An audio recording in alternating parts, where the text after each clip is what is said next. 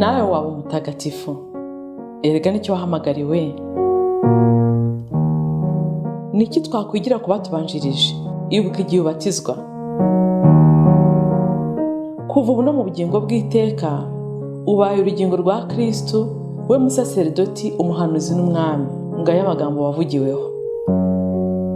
Muri batisimu wagizwe ikiremwa gishya, wambikwa Kristo. Ese itara ryawe riracyaka? Ese umwambaro wawe urakererana? Humura, garukira Imana. Abatagatifu n'abanyabyaha bababariwe. Akira Kristo. Ikiganiro Ibirari by'ubutagatifu mukigizwa na Beata Mukarusanga, umukristo wubase urugo.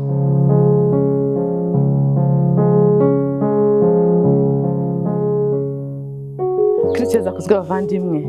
Uyu munsi rero tuyoganira kuri Mutagatifu Mariko, umwanditsi w'ivanjiri ya kabiri muri ya mavanjiri ane.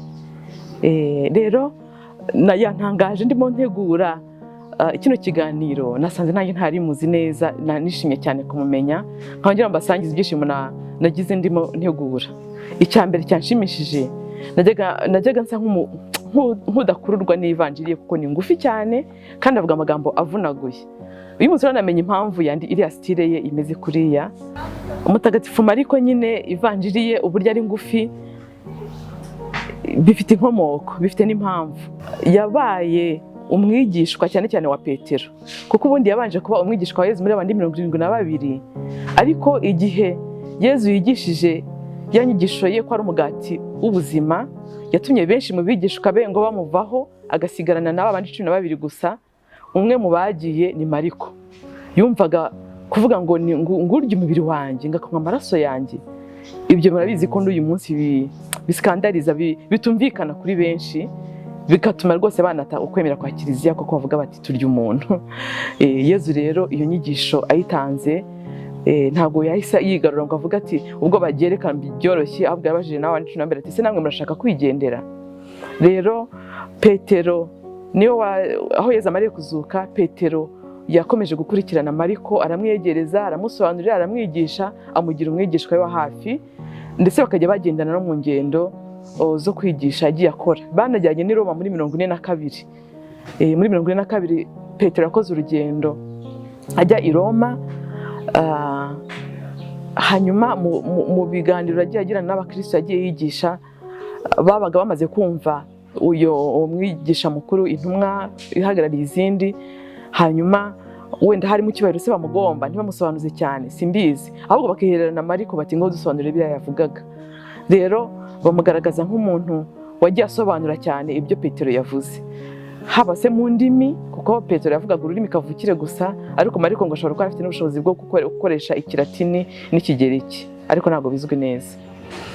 Hanyuma rero amaze kumwizera, amaze rwose kubona ko inyigisho ya Yezu Kristo yamaze kumucengera, yamusabye kwandika.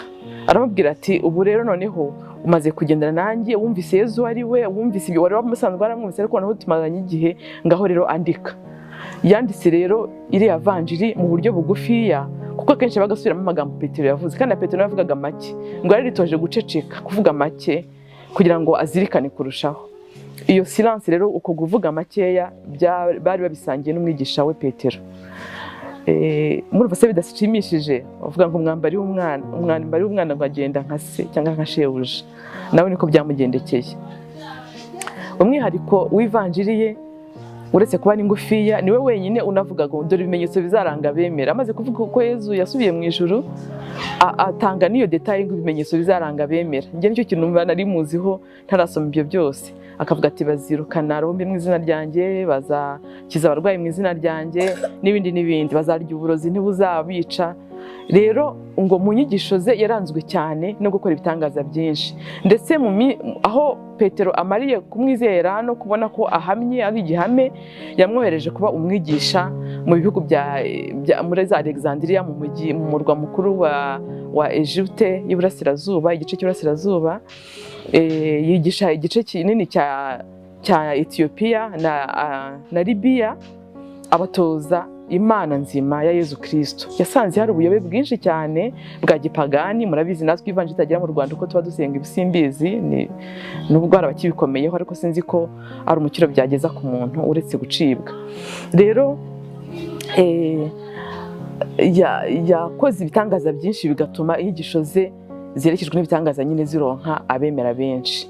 Namwe rero murumva umuntu uzanye imico mishyashya yo gusenga Imana imwe mu mico y'abasanzwe batura ibigirwamana, ibitambo ndetse by'abantu rimwe na rimwe mu buyobe bwinshi bajyaga batura n'abantu bakagiza nyama zatuye ibigirwamana n'ibindi n'ibindi. Ndetse muzi ko Egypte ari igihugu bavuga ko ari kapitali y'ubupagani, ibigirwamana, ubumaji.